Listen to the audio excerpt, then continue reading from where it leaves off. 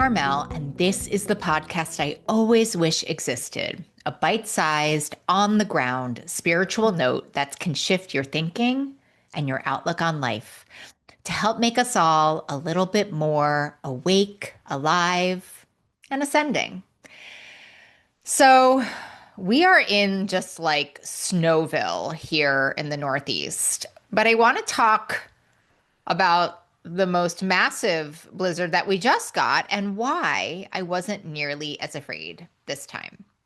So, you know, last week I'm doing a whole episode about being able to see the green grass and how the snow always melts. Still my mantra, by the way, still my mantra. And it's still true. The snow does always melt. But wouldn't you know it, the day before the episode airs, we get another blizzard. Blizzard. 20 inches of snow in my backyard. Like, that snow always melts goal line really got moved. But I have to say, not to be like a positive princess, but I'm going to be a positive princess for a second.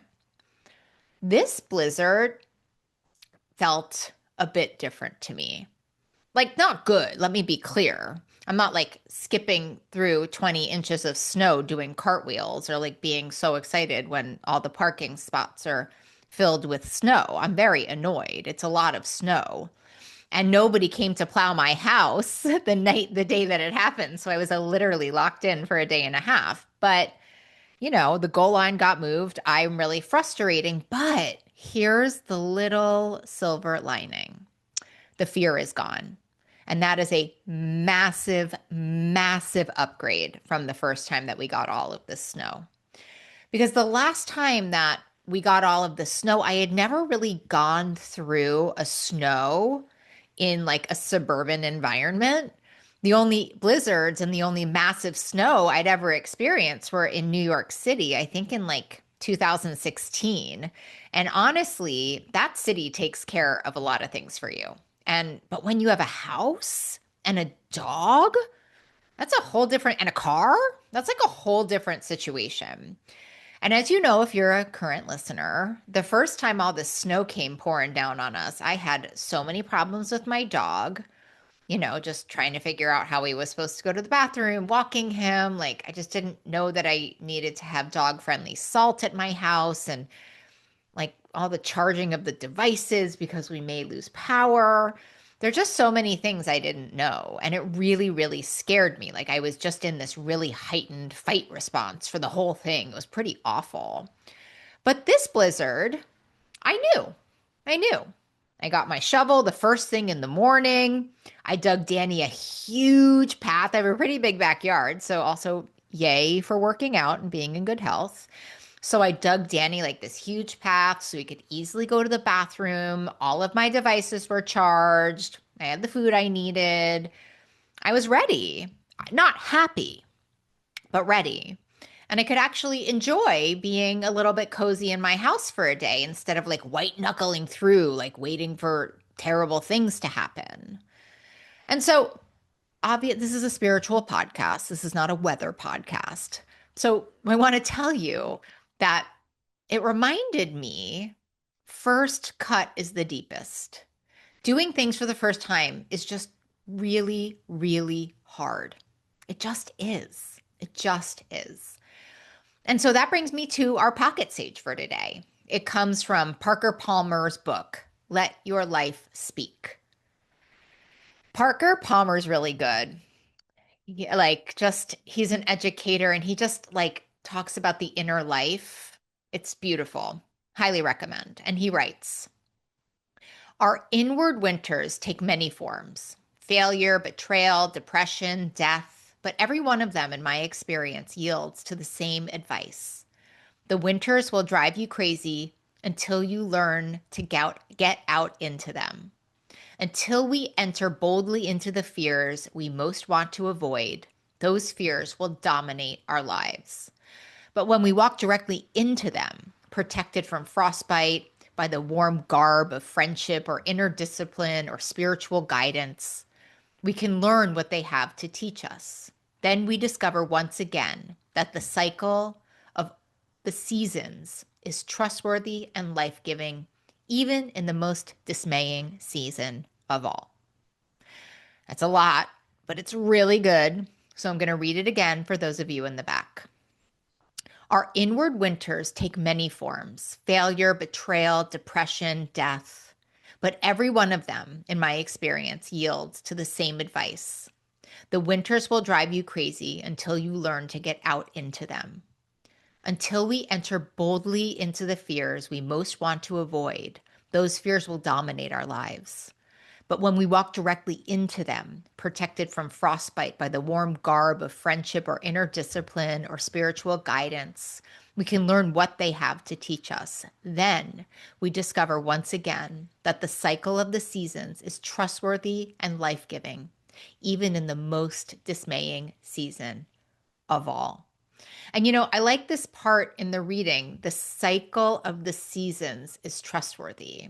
Because that's kind of what the second blizzard taught me. Not that snow is fun. Listen, my friend Karen's listening, being like, Molly, I'm obsessed with the snow. I'm not. I like a little snow, but nothing like this. So it's not like snow is fun, but it's just like seasons can be trusted. Winter comes, winter goes. We survived the first one. We can handle this one. And apparently there's more coming. Eek. So the word of the day today is seasoned. Seasoned. Seasoned is what happens after you've been through something and come out of the other side. It's not the same as being an expert. It's not the same as being fearless. It's just that quiet knowing that comes from having done it before. Like the first time through anything is raw, right? We don't have reference points. We don't know what to expect. We don't know if we're going to make it or be humiliated, or everything's unfamiliar, and unfamiliar can be really terrifying. But the second time, we have some evidence, right? We have proof that we've survived. We know what to buy. We know where to dig. We know what matters. We know what doesn't. We've become seasoned. And seasoned doesn't mean it's easy. It doesn't mean that fear doesn't run the show anymore. What's left might be annoying or hard or inconvenient, but not terrifying. And there's a world of difference between annoying and terrifying.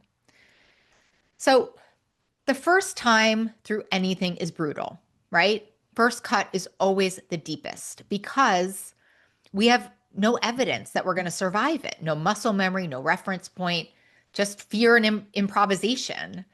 And we're making it up as we go along. And we're just sort of like really hoping it works. And that's true for blizzards and breakups and starting new jobs and losing old ones and grief and recovery. Like first cut's the deepest. Not because the situation is necessarily worse, but just because we haven't built the proof yet. And so this second blizzard dropped more snow than the first one, right? The circumstances were a little bit worse, but I was different because I had been through it. I had charged devices, bought the salt, learned how to dig a path for Danny. I was annoyed, but I wasn't panicked. I was frustrated, but I wasn't frozen. I was really frozen for that first week. And I think that that's worth celebrating. Even though it might not look like much from the outside, I think that going from terrified to annoyed, I mean, it doesn't make a great Instagram post, that's for sure. No one's putting that on a motivational poster. Yay, you went from terrified to annoyed. But I actually think it's kind of enormous because it means that the fear lost its grip.